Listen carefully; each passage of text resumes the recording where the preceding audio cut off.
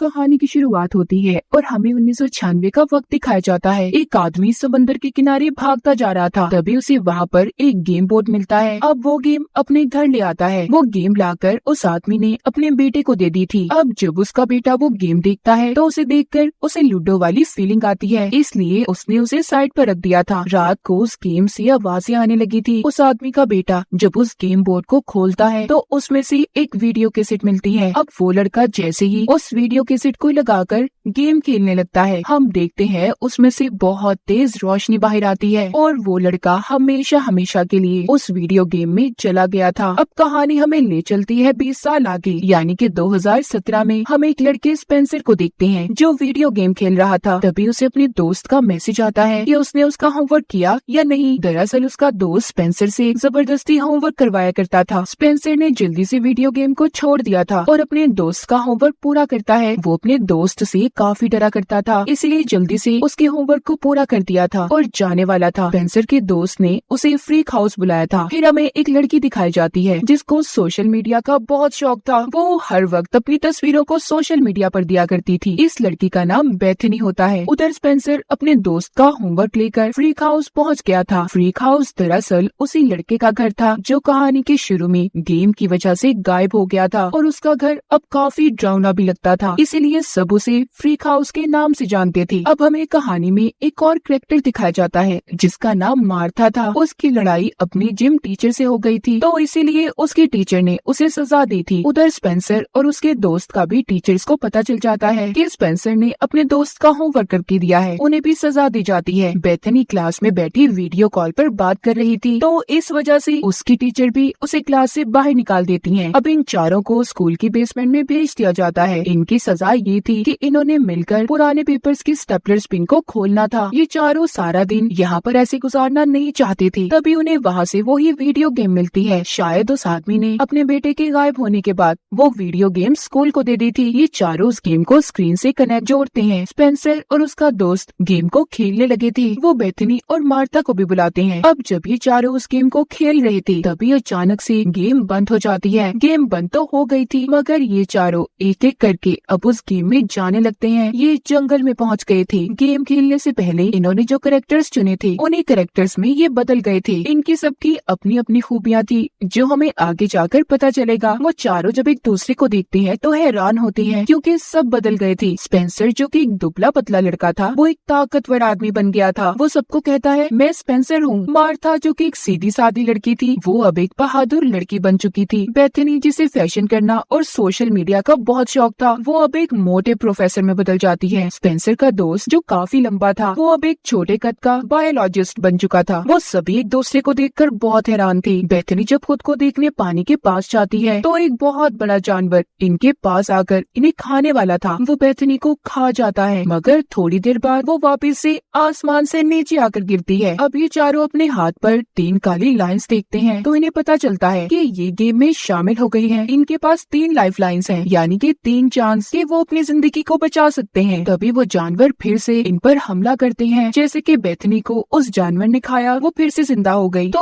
उसके पास अब 2 life line बची थी। ये चारों उस जानवर से बचने के लिए बहुत भागते हैं। तभी वहाँ पर एक आदमी गाड़ी लेकर आ जाता है। वो इनको बिठाकर अपने साथ ले गया था। वो अब इनको जुमांजी गेम के बारे में बताता है जो इस मूवी का नाम भी है। वो इन चारों को वेलकम करता है इस जुमांजी गेम में और इनको अब गेम के बारे में बताता है। कहता है इस गेम में भी हर गेम की तरह एक विलन है जिसने यहाँ जंगल में जैगुआर चीते की बनी हुई मूर्ति से हीरे को निकाला था, जिसके बाद सारा जंगल श्रापित हो गया और जंगल के सभी जानवर भी उसकी बात मानने लगे। उसने हीरे से सारी ताकतों को पा लिया था। अब वो आदमी हीरा स्पेंसर को देता है और कहता है कि इस हीरे को मैंने उस विलन से चुरा लिया, तुम्हें ये हीरा वापस से उसी जगह पर जाकर रखना होगा और गेम को खत्म करने से पहले जुमांजी कहना, तभी तुम इस गेम को खत्म कर पाओगे। और अब एक नक्शा देकर वो वहाँ से चला जाता है जिसमें लिखा हुआ था आगे का रास्ता। जब ये नक्शे को देखते हैं तो वो खाली था। बेथनी कहती है क्या तुम लोग पागल हो, इसमें सब कुछ लिखा हुआ है। बेथनी का यहाँ पर हमें पता चलता है कि वो अब बहादुर होने के साथ साथ काफी अक्लमंद भी बन चुकी थी। वो नक्शे को पढ़ना जानती थी। वो बताती है इस नक्शे में एक हिस्सा गायब है, अभी हम पहाड़ों के दरमियान में हैं और बिल्कुल ठीक रास्ते पर चल रहे हैं। तभी स्पेंसर का हाथ अपने बाजू पर लगता है और एक स्क्रीन ओपन होती है जिस पर सभी की स्ट्रेंथ और वीकनेस, कमजोरियां और ताकतें लिखी हुई थी। स्पेंसर के बारे में लिखा था कि वो काफी ताकतवर है और बहुत तेज भाग भी सकता है। उसकी कमजोरी कुछ भी नहीं थी। स्पेंसर का दोस्त जब अपने बारे में पता करता है तो उसे पता चलता है, बताता है कि मैं एक बायोलॉजिस्ट हूँ, मैं जानवरों से बात कर सकता हूँ और सभी जानवरों के बारे में भी जानता हूँ। और उसकी कमजोरी में था केक, कि अगर वो केक खाएगा तो मर जाएगा। मार्था जो कि एक फाइटर डांसर थी, बेथनी नक्शे को पढ़ना जानती थी। अब इन सबको समझ आ गई थी कि ये लोग जुमांजी गेम में हैं और इन्हें अब ये गेम खेलने भी होगी। तभी वहाँ पर चारों पर बाइकर्स हमला कर देते हैं। वो इन पर गोलियां बरसा रहे थे। ये गेम में सभी एक दूसरे की मदद करते हैं। बेथनी को जब एक बाइकर मारने वाला था तभी उधर मार्था आकर उस बाइकर का मुकाबला करती है और अपनी लड़ाई से मार गिराती है। स्पेंसर का दोस्त जो कि नहीं भाग पा रहा था, स्पेंसर उसे अपने कंधों पर उठाकर भागने लगता है। अब उन लोगों से बचते बचते ये चारों एक झरने के पास पहुंच गए थे। इनके पास कूदने के अलावा कोई दूसरा रास्ता नहीं था। तभी मार्था को पता चलता है कि उसे एक गोली लगी है। वो भी मर जाती है, मगर कुछ देर के बाद आसमान से आकर गिरती है। इसका मतलब उसकी भी एक लाइफ खत्म हो चुकी थी। यहीं पर स्पेंसर का दोस्त उससे लड़ने लगता है, कहता है कि ना तुम इस गेम को खेलते और ना ही आज हम इस मुसीबत में होते। स्पेंसर कहता है बकवास नहीं करो, मैंने अकेले इस गेम को नहीं खेला था। स्पेंसर का दोस्त जो हर वक्त उस पर हुक्म चलाता और डराया करता था, वो आज भी ऐसा ही कर रहा था। और इसी लड़ाई के दौरान वो स्पेंसर को धक्का दे देता है, जिससे स्पेंसर एक खाई में जाकर गिरता है, मगर वापिस से जिंदा हो गया था। उसकी भी एक लाइफ खत्म हो गई थी। जब स्पेंसर वापिस आता है तो ये लोग एक दूसरे से कहते हैं, ऐसे तो हम कभी भी नहीं निकल पाएंगे इस गेम से, हमें लड़ने से अच्छा है इस गेम को अच्छे से खेलना होगा। ये चारों नक्शे के मुताबिक एक बाजार में पहुंच गए थे, जहां पर स्पेंसर का दोस्त गलती से केक खा लेता है क्योंकि उसे भूख लगी हुई थी और इसी वजह से उसकी मौत हो जाती है। मगर थोड़ी देर बाद वो दोबारा जिंदा हो गया था। जैसा कि हम जानते हैं सबके पास लाइफ जिंदगी के 3 चांस हैं। उधर बाजार में इनके सामने एक बच्चा आता है जो इन्हें एक जगह पर ले आया था और कहता है वेलकम टू द जुमांजी। अब वो इन्हें कमरे के पास ले आया था और कहता है अगर आंखें झपकाएं तो ये तुम्हें मार देगा। इतना कहकर वो चला गया था। इन्हें इस पहेली को सुलझाना था। वो जब उस कमरे में जाते हैं जहाँ पर एक बॉक्स में बहुत बड़ा सांप था। स्पेंसर जब उसको खोलता है तो इन्हें अब पता चलता है कि आंखें इन्हें सांप से मिलानी है। बेथनी कहती है मैं ऐसा कर सकती हूँ, जो कि अब एक प्रोफेसर में बदली हुई थी, मगर जब वो सांप के आगे बैठती है तो डर जाती है। वो सांप तभी मार्था पर हमला कर देता है, मगर स्पेंसर ने उस सांप के मुंह को पकड़ लिया था। ये उस बॉक्स से एक पेपर को निकालते हैं। उन्हें उस पेपर में छोटा सा हाथी मिलता है। उसमें साथ ही ये भी लिखा हुआ था कि जैसे ही तुम हाथी को देखना तो चढ़ना शुरू कर दो। मगर ये सब सोचते हैं कि इनके नक्शे का ये आधा हिस्सा नहीं हो सकता। तभी यहाँ पर गेम के विलन के आदमी आ जाते हैं जो इन पर हमला करते हैं। अब तो वो खुद भी इनके सामने आ गया था और स्पेंसर से कहता है मेरा हीरा मुझे वापस कर दो। मगर तभी यहाँ पर एक लड़का बचाकर इन्हें ले गया था, जो कोई और नहीं बल्कि वो ही लड़का था जो कहानी के शुरू में गेम में चला गया था, जो 20 साल पहले गुम हुआ था। इसका नाम एलेक्स होता है। वो विलन के लोगों के सामने धुआं कर इन्हें बचाकर एक गार में ले आया था। अब जब ये उस गार के अंदर जाते हैं तो वहाँ पर इन्हें बहुत कुछ देखने को मिलता है। पहले इनके सामने सफेद रंग के ब्लेड आते हैं, फिर एक पानी की खाई जिसके अंदर बहुत बड़े बड़े मगरमच्छ थे। वो किसी न किसी तरह वहाँ से बाहर आ गए थे। अब एलेक्स इनको अपने बारे में बताता है कि मैं आज से 20 साल पहले इस गेम में फंसा था और अब तक नहीं निकल पाया। उधर विलन बहुत गुस्से में था क्योंकि उसे अपना हीरा अभी तक नहीं मिला था। इधर एलेक्स इन चारों को अपने घर ले आया था और बताता है कि मैं 20 साल से इधर ही रह रहा हूँ, मेरे पास सिर्फ अब एक लाइफ लाइन बची है, मैं अपनी जिंदगी को खतरे में नहीं डाल सकता। अब इनको यहाँ पर ये बात समझ आती है कि जिस नक्शे के आधे हिस्से को ये लोग ढूंढ रहे थे वो कोई और नहीं बल्कि ये लड़का एलेक्स ही है। इसी को इन्होंने गेम में ढूंढना था। ये सभी बहुत खुश थे, इन्होंने एलेक्स को ढूंढ लिया था। वो बताता है अब हमारी गेम का अगला लेवल एक ट्रांसपोर्टेशन शेड है, अगर हमने उसे पार कर लिया तभी हम उस पहाड़ पर पहुंच पाएंगे जहाँ पर हमने हीरे को लगाना है। ये जब उस जगह पर जाते हैं तो उधर 2 गार्ड्स पहरा दे रहे थे। ये ऐसे ही उनके सामने नहीं जा सकते थे क्योंकि इन्होंने अपनी लाइफ लाइन को भी बचाना था और न ही इनके पास कोई हथियार था। तो सभी ये फैसला करते हैं कि मार्था को इन गार्ड्स के सामने भेजेंगे जो जाकर उनका ध्यान भटकाएगी, क्योंकि इनके बीच में लड़की सिर्फ मार्था ही थी। अब बेथनी जो के मोटे प्रोफेसर में बदल गई थी, वो मार्था को लड़कियों की अदाएं सिखाती है कि कैसे उसने जाकर गार्ड्स का ध्यान भटकाना है। अब मार्था गार्ड्स के पास चली तो गई थी मगर पागलों की तरह एक्टिंग करती है, उसे सही से एक्टिंग ही नहीं करने आती। तभी गार्ड्स वहाँ पर गाने को चला देते हैं। जैसा कि हमें पता है कि मार्था एक फाइटर डांसर थी, वो गाने को सुनते ही उन गार्ड्स पर हमला कर देती है। बहुत ही मजे से वो दोनों को मार रही थी। तभी पीछे के रास्ते से ये लोग उस शेड में चले जाते हैं। यहाँ से इन्हें एक चीज को लेना था। ये सब हेलीकॉप्टर को लेने का सोचते हैं। एलेक्स को हेलीकॉप्टर चलाने का कहते हैं क्योंकि और कोई हेलीकॉप्टर चलाना नहीं जानता था। मगर वो साफ इनकार कर देता है, नहीं नहीं मैं नहीं चला सकता इसको, क्योंकि मेरे पास सिर्फ एक ही लाइफ बची है और मैं इतना बड़ा रिस्क खतरा अपनी जिंदगी के साथ नहीं ले सकता। मगर स्पेंसर के कहने पर एलेक्स उस हेलीकॉप्टर को चला लेता है। तभी इनके पीछे विलन के लोग भी आ गए थे। एलेक्स हेलीकॉप्टर को उड़ाता पहाड़ों के दरमियान से लेकर जा रहा था। तभी इनके पीछे मोटे मोटे गैंडे पड़ जाते हैं, जिन्होंने इनके हेलीकॉप्टर के पंखे को खराब कर दिया था। अब स्पेंसर ऊपर जाता है और पंखे को किसी तरह से उसने ठीक कर दिया था। एलेक्स जो कि हेलीकॉप्टर को उड़ा रहा था, जब वो उसे उड़ाकर ऊपर ले जाता है तो अब स्पेंसर के दोस्त को याद आता है कि हीरा उसके बैग से नीचे गिर गया है। सवाल अब ये था कि उसको लेने कौन जाएगा, क्योंकि उस हीरे के इर्द गिर्द बहुत बड़े बड़े जानवर घूम रहे थे। तभी स्पेंसर अपने दोस्त को धक्का दे देता है। सभी बहुत बड़े बड़े जानवर उसके दोस्त के पीछे पड़ जाते हैं। पीछे से स्पेंसर ने आकर उस हीरे को उठा लिया था। एलेक्स भी उसे बचा लेता है, मगर स्पेंसर के दोस्त को उन जानवरों ने मार दिया था। जब वो दोबारा से जिंदा होकर आसमान से नीचे गिरता है तो एलेक्स हेलीकॉप्टर को उल्टा करता है और तभी स्पेंसर ने अपने दोस्त के हाथ को पकड़कर उसे बचा लिया था। ये पहाड़ पर पहुंच गए थे और बहुत खुश होते हैं। तभी एक मच्छर एलेक्स को काट जाता है, जो उसकी कमजोरी थी। वो बेहोश हो जाता है। इधर कोई भी नहीं चाहता था कि वो एलेक्स को ऐसे ही छोड़कर आगे बढ़े। तभी यहाँ पर बेथनी अपनी एक लाइफ लाइन एलेक्स को दे देती है। एलेक्स तो जिंदा हो गया था, मगर बेथनी की एक लाइफ कम हो चुकी थी। ये उस जगह पर पहुँच जाती है जिधर चीते की मूर्ति बनी हुई थी। ये सब यहाँ पर आ तो गए थे, मगर आकर सोचते हैं कि इतना सब कुछ आसान नहीं हो सकता जितना हमें लग रहा है। कुछ ना कुछ तो गड़बड़ जरूर है। इनमें से स्पेंसर कहता है मैं जाऊंगा पहले इस रास्ते पर, मगर जब ये थोड़ा सा आगे बढ़ता है तो बहुत से जानवर इस पर हमला कर देते हैं। एक चीते ने स्पेंसर को मार दिया था। जब वो वापस से जिंदा होकर आता है तो यहाँ पर वो अपने दोस्तों को बताता है कि रास्ता बहुत ही खतरनाक है, हम ऐसे एक ही रास्ते पर नहीं चल सकते। मेरे पास एक आइडिया है, हमें अलग अलग रास्तों पर चलना होगा। जब ये सभी अलग अलग रास्ते पर चल रहे थे तो स्पेंसर के दोस्त को एक बहुत बड़ा हाथी मिलता है। उधर विलन ने बेथनी को पकड़ लिया था और स्पेंसर से कहता है जो हीरा तुम्हारे पास है मुझे दे दो, वरना मैं इसे यहीं पर मार दूंगा। तभी पीछे से स्पेंसर का दोस्त आता है जिसके पास हीरा था। वो बहुत बड़े हाथी के ऊपर बैठा हुआ था। इधर बहुत से चीते उस पर हमला कर देते हैं। वो हीरा उसके हाथ से छूटकर ऊपर की तरफ गिर गया था। विलन भी बेथनी को छोड़ देता है। मार्ता यहाँ पर स्पेंसर से कहती है तुम ऊपर जाओ, हीरा मैं तुम्हें ला कर देती हूँ। अब स्पेंसर एक बाइक लेता है। उसने पहाड़ पर चढ़ना शुरू कर दिया था। उसकी राइडिंग बहुत ही शानदार थी। वो अपनी बाइक को नहीं रोकता और बस चढ़ता जा रहा था। उधर मार्ता जो हीरे को लेने गई थी तो देखती है हीरा बहुत से सांपों के बीच पड़ा हुआ है। उधर विलन भी आ गया था। यहाँ पर मार्ता जानबूझकर एक सांप पर पाँव रख देती है, जिससे सांप ने उसे काट लिया था। जब वो अपनी नई जिंदगी लेकर वापस आती है तो हवा में उड़ती हुई वो हीरा स्पेंसर को दे देती है। उस हीरे को स्पेंसर ने चीते की मूर्ति में लगा तो दिया था, मगर यहाँ पर कुछ भी नहीं होता। तभी सबको याद आता है कि